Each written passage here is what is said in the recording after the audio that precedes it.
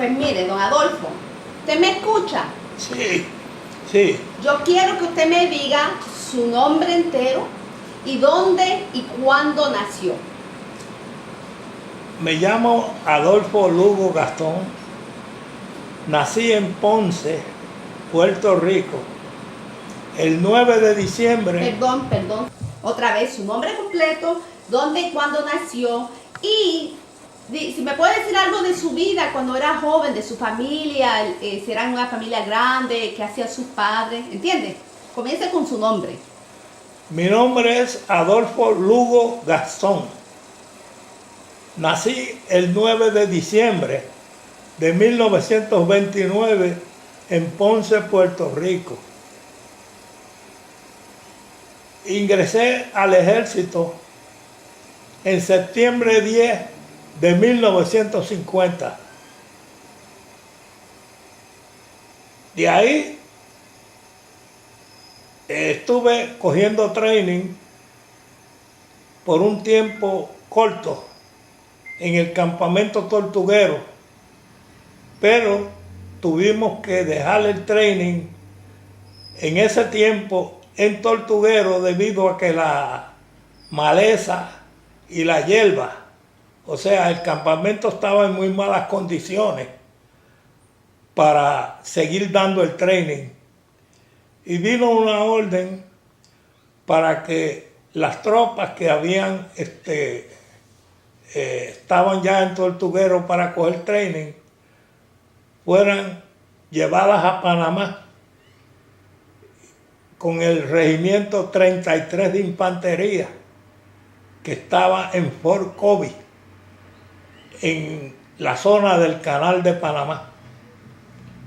Y ahí estuve, me dieron como mes y medio de training y cuando pasó el barco Aiken Victory por el Canal de Panamá,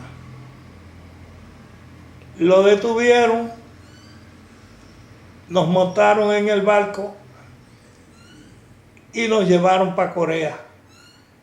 Pero antes de llegar a Corea, el barco se detuvo en California, en Hawái, y llegó a Yokohama, Japón. Y en Japón nos enseñaron, nos dieron ropa de invierno, era una ropa que no es como la de ahora, sentíamos frío, era una ropa impermeable que le pasaba a uno el frío. Y llegamos a Seúl, pero antes de llegar a Seúl, llegamos a Yokohama, como le dije anteriormente.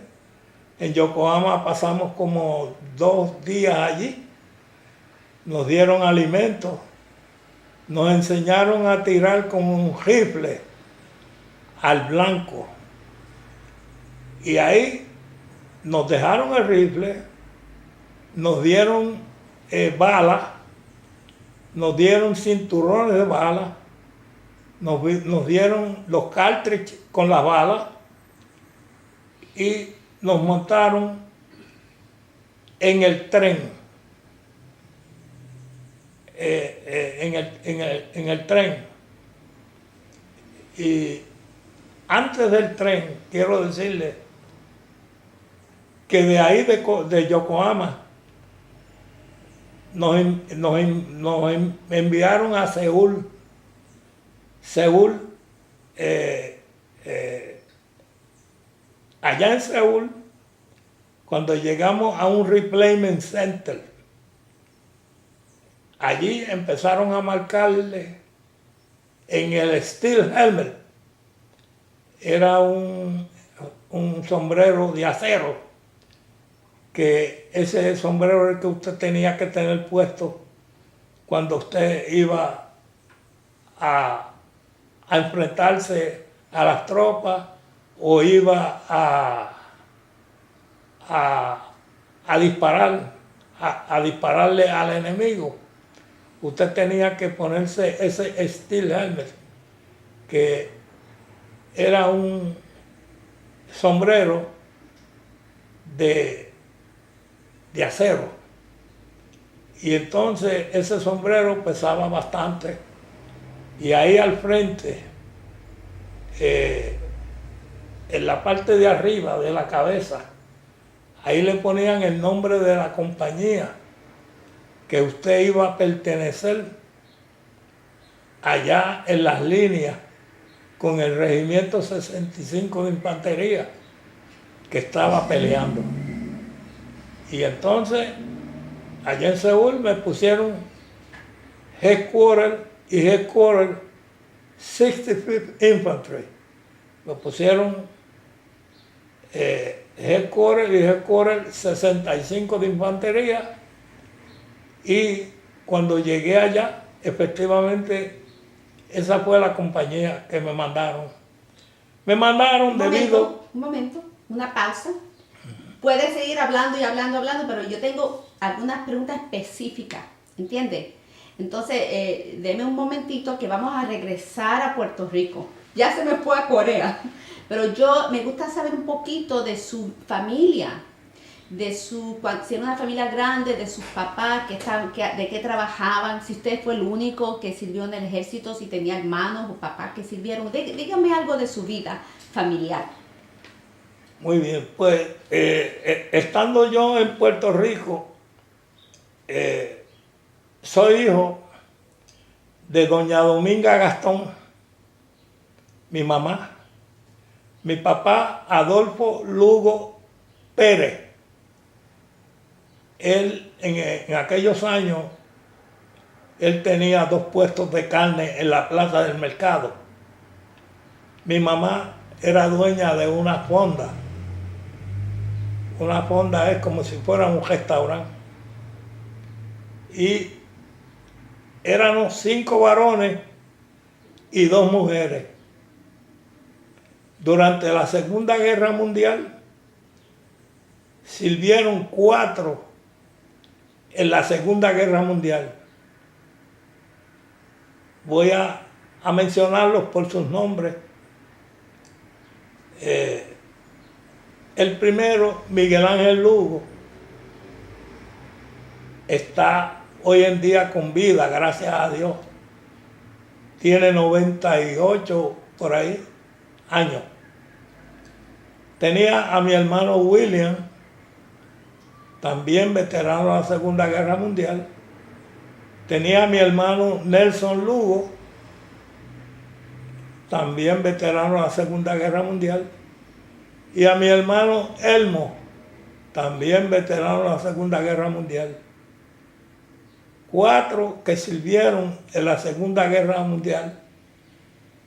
Y yo que serví en la Guerra de Corea, entrando en septiembre 10 del 50. Eso es un aporte grande para una familia, ¿no? Y sí. Gracias a Dios todos regresaron. Gracias a Dios, sí. Tuvieron suerte. Sí. ¿Cómo y hasta qué grado estudió usted? Yo estudié mis primeros grados en la escuela elemental. Estando yo en la escuela elemental en 5º o 6º grado,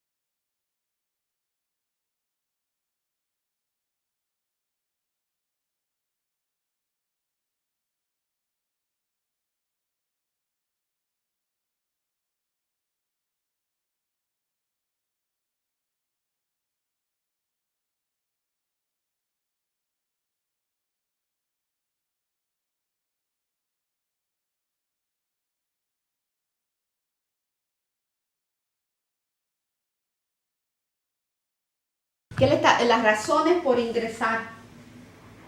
Usted dijo que ingresó. ¿Tenía alguna razón en particular?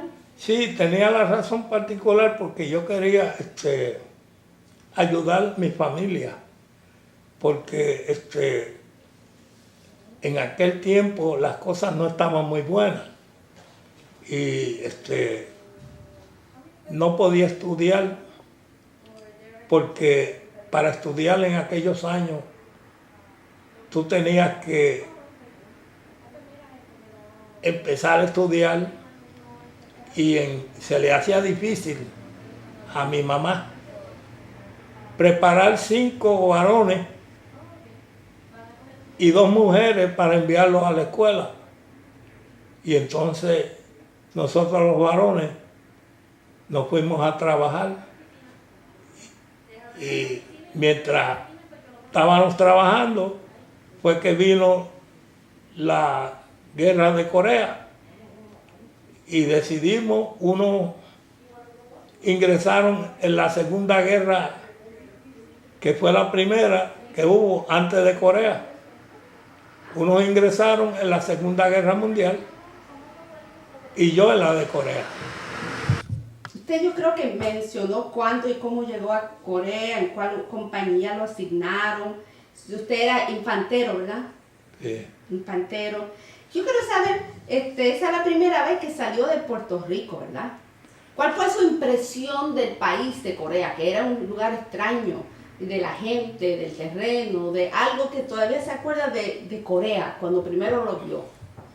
Bueno, sentí, para mí, sentía tristeza en ver cuando usted iba, especialmente cuando usted desembarcaba del barco y entraba a caminar en los terrenos de Corea y uno veía esa destrucción y veía aquellos cuerpos enterrados en la nieve, que se sentía un silencio tan y tan grande que uno no encontraba todo el mundo callado. Y ese silencio, uno miraba a los alrededores y veía lo que estaba viendo. Y eso pues ponía a uno, que uno decía que en cualquier momento se iba a enfrentar a eso. Y así mismo pasó. Porque de ahí, de Seúl, Corea, que era lo que se llama el Replacement Center, donde suplían al Regimiento 65 de tropas nuevas, pues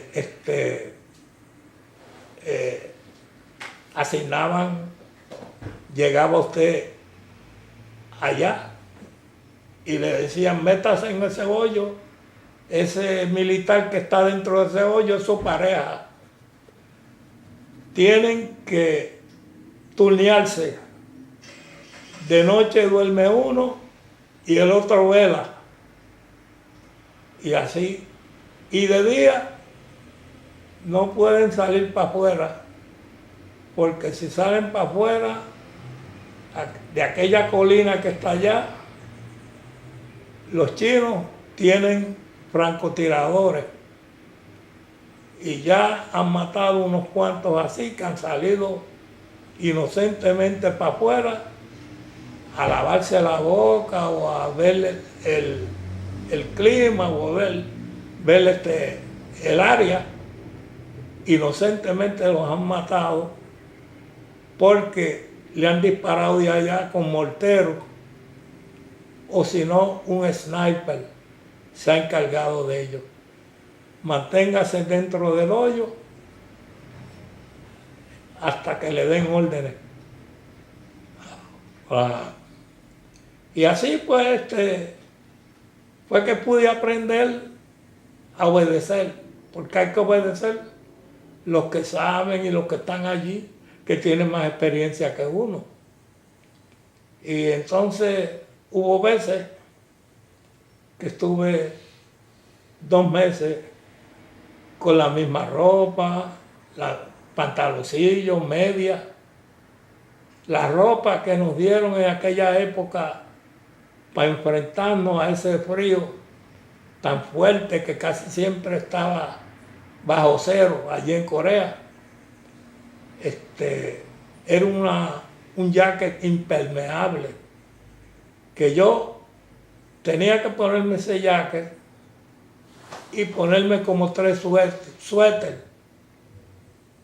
y mantenerme dentro del hoyo para que no me diera la brisa, porque si me daba la brisa sentía muchísimo frío.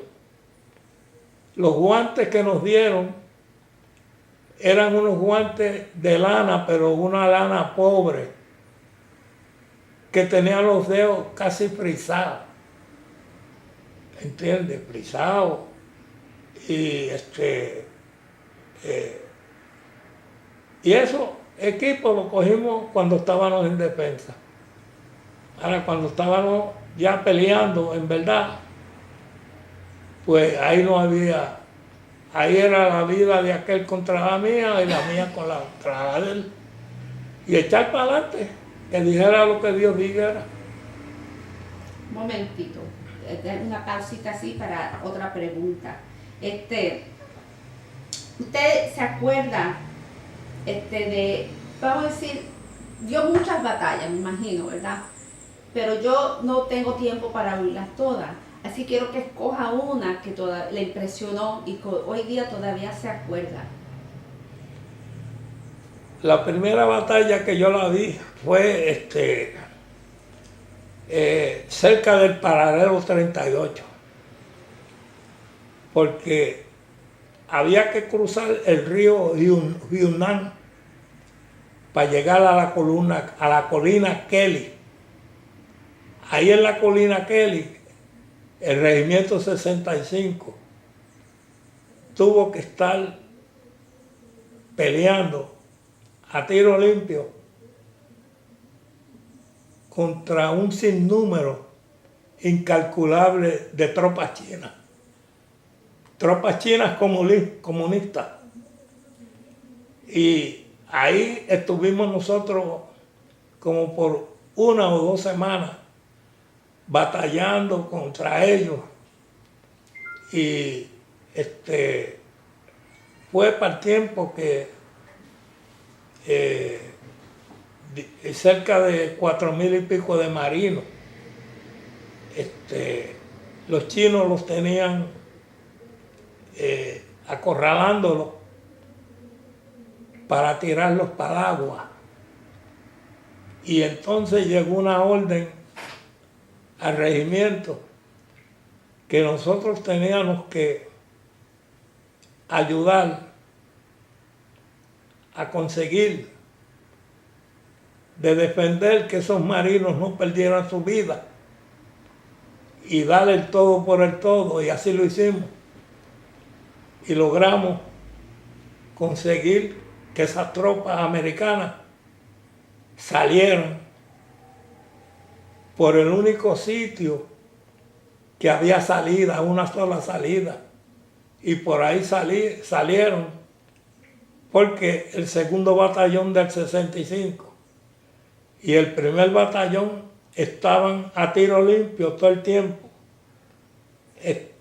por cerca de 3 días y 3 noches. Y ellos aprovecharon esa ocasión para salir. Ajá. Y eso lo hicimos. Gracias a Dios lo logramos. Y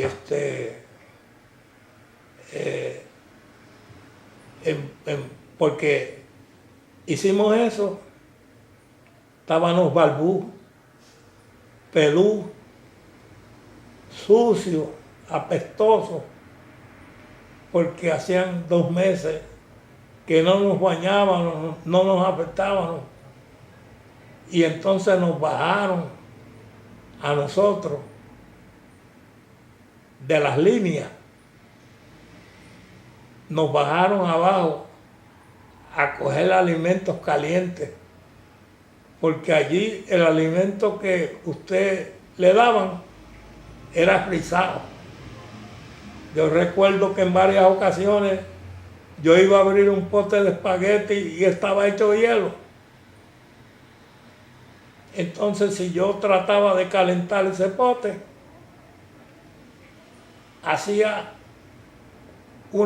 le enviaba una señal al enemigo de que donde yo estaba había gente. Y tenía que aguantar sin hambre. Hubo veces de estar yo 3 días o 4 que no comía nada ni bebía nada, salvando mi vida porque no me atreví a encender un fósforo para nada, siguiendo las órdenes de que había que estar al oscuro. Ajá. Y entonces Pues deje interrumpirlo. el compañero que yo tenía, ¿Tiene otro el compañero que yo tenía, como ya él conocía mi voz y yo conocía la voz de él, yo le decía, háblame en voz baja para saber que eres tú. Y así pues pudimos lograr salir de esa gran batalla y llegar a cerca de Seúl. Y allá, cuando llegamos, cogieron unos drones galvanizados y ponían una estufa de gas, pero no de gas queroseno. Era un gas que usted la prendía, se calentaba esa estufa y a la misma vez usted calentaba el agua. Y entonces pusieron unas casetas que eran unos toldos de encerado. Y ahí, de 12 en 12, con agua caliente, nos poníamos a bañar. Y cuando nosotros recibimos ese baño, después de 2 meses y pico, sin bañarnos, sin afeitarnos, sin comer, porque no se podía, porque la comida estaba frisada. Cuando salíamos de allí, salíamos calientitos, nos daban ropa nueva y nos dejaban descansar 2 o 3 días. Nos daban pases para el pueblo de Seúl. Caminábamos por el pueblo de Seúl y nos sentíamos contentos y felices, pero siempre pensando en que habíamos dejado más puertorriqueños allá peleando en el frente, porque el regimiento 65 pertenecía a la 3ª división y la 3ª división se componía de 3 regimientos. Uno era el regimiento 7, el otro era el regimiento 15 y el otro era el mío, el glorioso de Puerto Rico, el 65 de infantería. Ok, un momentito ahí, denme pausa. Cuando estalló la guerra de Corea, ¿qué sabía usted del país? ¿Usted no sabía nada de la historia? ¿Le podemos un poquito de agua? Sí, mira, ¿sabe dónde está la bomba? Estábamos hablando que cuando estalló la guerra de Corea, yo estoy curiosa si usted sabía algo del país, si sabía de la guerra, de la razón de la guerra, de la historia de Corea, y qué opinión tenía de estar allí participando en esa guerra. Pues le puedo decir que cuando estalló la guerra de Corea, para mí eso fue un nombre nuevo en mi mente, porque yo no conocía que existía un país con ese nombre, porque yo era una persona muy joven y apenas a mí, para la edad que yo tenía, no tenía esa experiencia de conocer países del mundo, así como Corea, que estaba en el lejano oriente, en el Pacífico. Yo desconocía de eso. Después fue que aprendí de eso. Pero yo llegué allí ya les digo, como si soltaran a una persona en un bosque sin brújula, que no sabe para dónde va, pero que con la brújula, buscando el norte, siempre puede encontrar la salida. Así llegué yo allí, nuevo, sin experiencia militar ninguna, sin experiencia, nada. Yo llegué allí a formarme y me formé allí mismo. Tuve la suerte que cuando yo crucé el mar, a mí se me quitó el miedo. ¿Sabe por qué?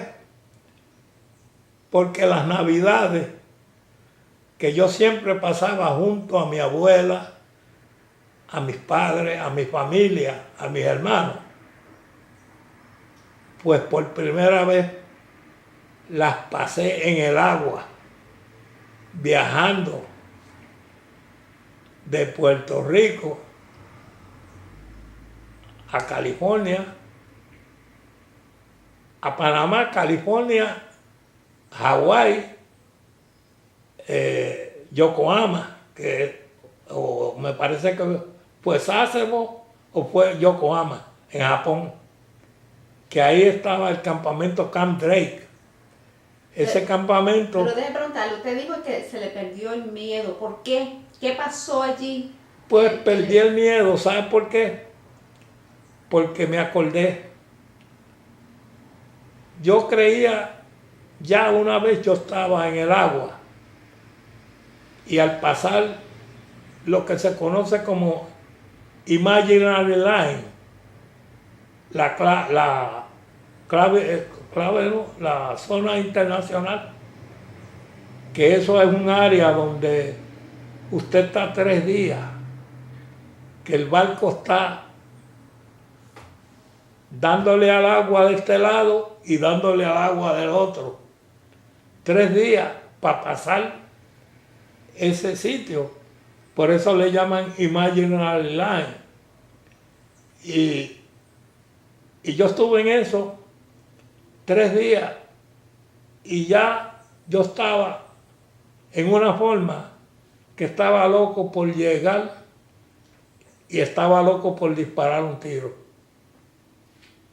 Porque ya tenía deseo. Porque usted sabe lo que es el viaje de Puerto Rico a Corea. Fueron 30 y pico de días que nos echamos. Y ya yo estaba loco por tirar un tiro. No sé si era por mi juventud, por la situación que estaba, porque de noche yo me paraba en la proa del barco y miraba para arriba y lo que veía era cielo y agua. Y así por tantos días, cielo y agua, pues ya yo estaba que no, estaba loco por llegar a la tierra, aunque fuera en Corea. Entiendo. Mire, yo quiero preguntarle, usted no fue herido allá, ¿verdad? ¿Fue herido en Corea? ¿O recibió alguna de las medallas principales? No fui, porque lo que yo, fue una caída que me di de un camión y me fracturé un dedo, este dedo. Pero eso lo consideran non-combat, ¿verdad? Non-combat casualty. No, no, porque no me afectó, porque yo usaba dedo para el trigger, el trigger del rifle, y no me afectó en nada. Ok. ¿Cuánto tiempo en total estuvo en Corea y cuándo regresó, la fecha aproximada que regresó a Puerto Rico? Pues yo llegué a Corea en febrero de 1951. Ya yo estaba allí. Y entonces me tuvieron allá como 9 meses Y tuve la suerte que el presidente Truman en aquel tiempo aprobó una ley que todo aquel militar que estaba un año en el frente, en combate, había que reemplazarlo por tropas nuevas. Y para el tiempo que yo llegué, fue que se hizo esa ley. Y ya yo tenía como 10 meses en Corea, cuando esa ley la aprobaron. Y yo me beneficié de esa ley, porque ya yo tenía 10 meses. Me dejaron atrás hasta que me sacaron de ahí hasta Hawái y California. Entonces en California me treparon en un tren, en un Pullman. Entonces ese tren me trajo a New Jersey. Ajá. ¿Y cuándo llegó a Puerto Rico? De New Jersey lo mandaron a Puerto Rico, ¿no? Ajá. De New Jersey me mandaron a Fort Buchanan. ¿Y cuándo fue eso? ¿Qué mes, fecha? ¿No se acuerdan? Eso fue faltando como, yo diría que fue ya entrando el año, el año 52, en el 1952. Ok. Después que regresó a Corea, ¿le impactó su experiencia allá en su vida personal de alguna manera? Sí, me impactó. Pero antes de llegar ahí, yo quería decir algo. Que cuando yo llegué a Puerto Rico,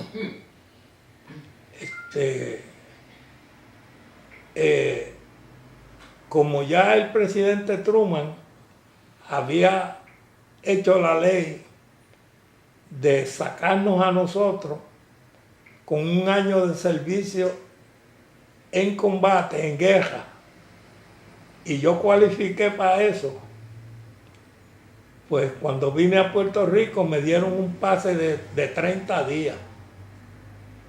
Y cuando regresé para licenciarme, no me licencié. Y lo que hice fue que extendí por un año más el servicio mío.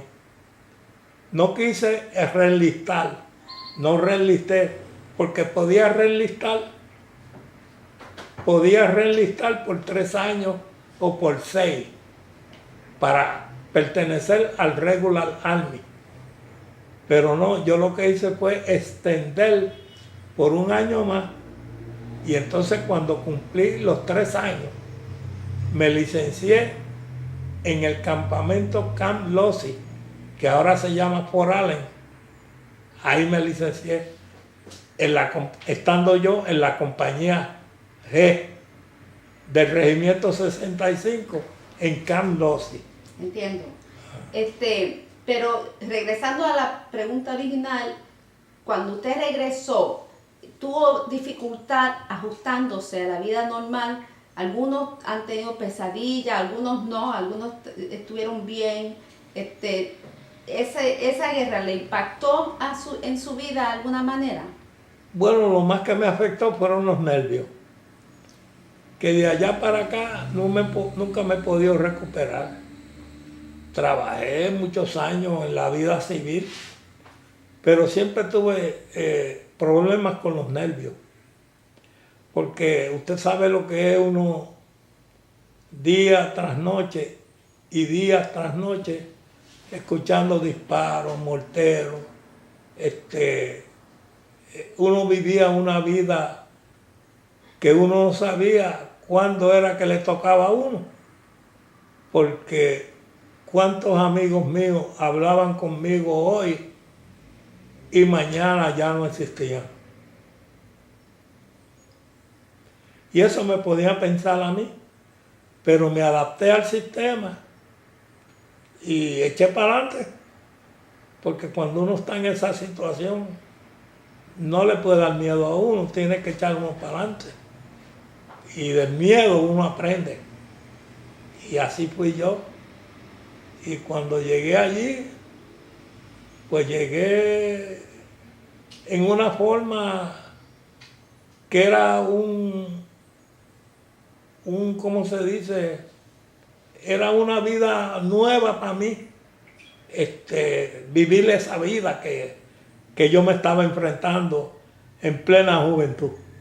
Sí, y no pasó por pesadillas cuando regresó, pasó por nada de... Fueron los nervios. Pensaba solamente en amiguitas que yo tenía cuando estaba en el ejército. Y pensaba en mi mamá, porque ya mi papá había fallecido.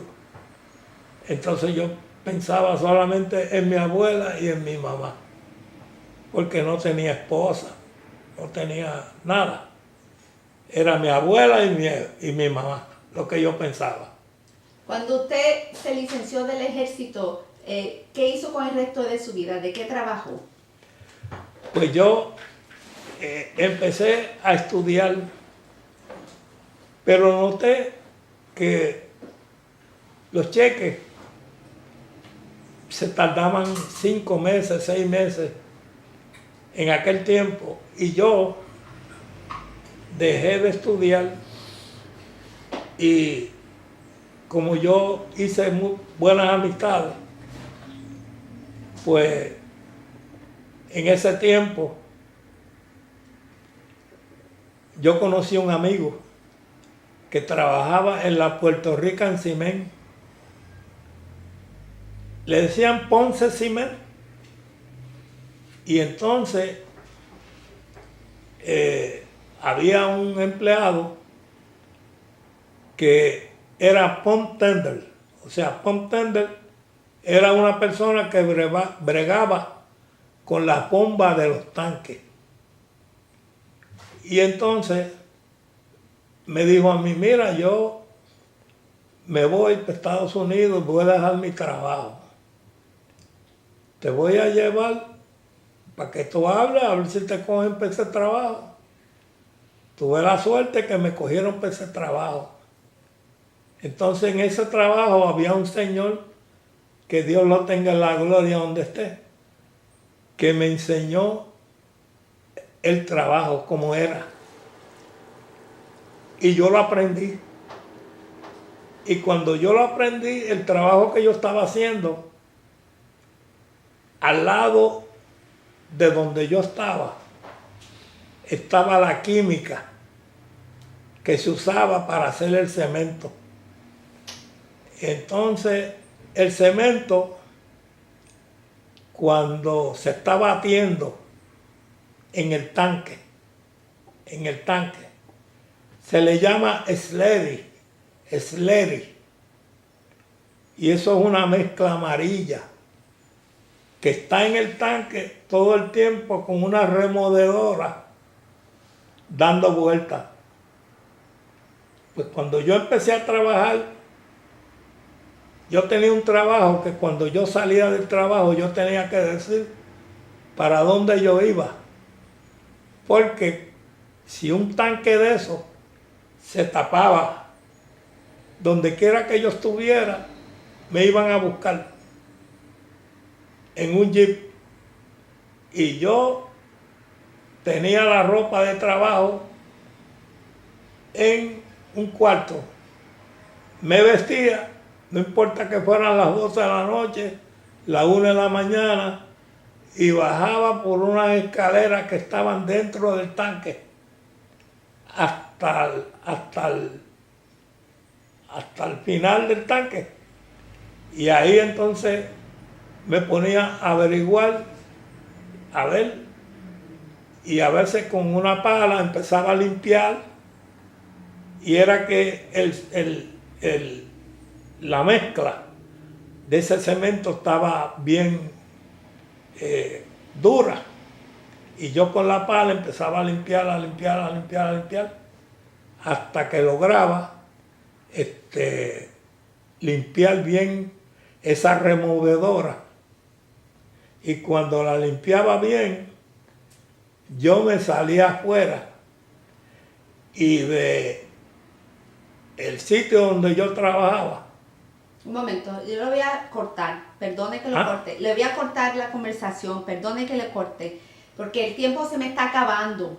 Y yo solamente quería en general que me dijera de qué trabajó el resto de su vida. Si estuvo ahí 30 años, de ahí se licenció, ¿no? Hizo otros trabajos. Sí, papi, Sí. acuérdate, trabajaste en la alcaldía. No, pero yo no quiero, quiero algo bien general, porque ya estoy terminando y el énfasis es su Tuviste experiencia como negocio soldado. propio.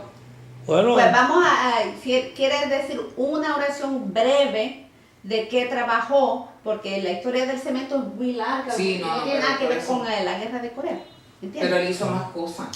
pues entonces sí. De Entonces, su vida, de qué trabajó, Fue asesor de la legislatura. de qué trabajó, después que regresó de la guerra, de qué trabajó en la mayoría de su vida. Tuvo varios trabajos, ¿verdad? Tuvo su propio negocio y se licenció después de muchos años. Más o menos algo así breve. Bueno, pues después que terminé el trabajo en la Ponce Cement, pues trabajé como asambleísta municipal. Tuve 4 años sirviéndole a la ciudad de Ponce como asambleísta. Cuando terminé como asambleísta, conseguí un trabajo en la misma alcaldía y empecé a trabajar como pagador municipal. Y gracias a Dios, pues, ahí estuve hasta que me retiré. Eso es lo que yo quería. Ahora, yo quiero preguntarle, nunca más regresó a Corea, ¿verdad? No, me gustaría ver cómo Hay está un eso. programa para veteranos de Corea que el gobierno de Corea paga la mayoría de los gastos y lleva a los veteranos y le dan un tour allá de Corea. Si le interesa, le puede hablar a ellos que ellos le pueden explicar más. Pues yo le explico a la hija mía Acompañante. que me coordine eso Sí, para sí, yo sí. ir. Mire, entonces yo quiero saber, usted tiene que tener un retrato en la mente de cómo se veía Corea cuando era soldado hace años. Y ahora tiene una idea de cómo se ve Corea ahora, que es moderno y todo, ¿verdad? ¿Y qué opina usted de esas dos Coreas? De la Corea del ayer y el Corea de hoy. Bueno, el Corea del ayer era mucho campo de arroz, era mucho campo de siembra de lechuga, mucha siembra de arroz, lechuga, déjame ver qué más era. No, Y otros productos. Sí. Otros Déjeme productos. preguntarle otra vez. En general, si yo le diría a usted, si sabe del progreso que ha tenido el país, del Corea viejo y el Corea nuevo, si usted reconoce de ese progreso. Conozco eso porque he visto películas de Seúl, de otros sitios de Corea del Sur, y he visto un adelanto tan y tan tremendo que he visto edificios como de 40 pisos allí. Y he visto factorías, el humo de las factorías tirando humo para afuera y mucha gente trabajando. Hay un progreso tremendo en Seúl, Corea, que yo desearía que ese adelanto que hay de trabajo y de cambio, en yo conocer a Corea como la vi y como está hoy en día, que está maravilloso, y yo desde aquí, a pesar de que yo no he ido, pero he visto las películas y he visto todo, me gustaría que mucha gente fueran por allá, para que visitaran a Corea. ¿Y qué opina usted sobre su participación como soldado de la guerra de Corea? Me siento tan y tan satisfecho que he visto y he compartido con los compueblanos de ese país que me han llegado al corazón, que si tuviera que volver por ellos, volvería. Porque he quedado satisfecho con lo agradecido que están las personas que están allá y que están echando el país para adelante. Hay un progreso tremendo allá en Corea. En conclusión, ¿usted quiere decir algo, un mensaje a los que estén viendo esta entrevista de su experiencia como un soldado en la guerra de Corea? Pues yo le hago un llamado a todos los que están viendo esta entrevista, a que sean personas que en el mañana les puedan servir de una forma o de otra a cualquier nación que necesita su ayuda. Que no echen para atrás, que ayuden a los hermanos que están en el mundo. Ayúdenlos como sea. Que nosotros tenemos un Dios allá arriba que cuando ve que usted está actuando de una buena fe, Dios le ayuda. Muchas gracias a todos los que están viendo esta entrevista. Quisiera en cualquier otra ocasión poder hablar de otro punto en Corea, de Corea, pero esperemos a ver si se da. Muchas gracias a los que nos entrevistan, a la compañía que nos ha hecho el favor de moverse a diferentes partes para hacer estas entrevistas. A ellos les doy las más expresivas gracias. Gracias.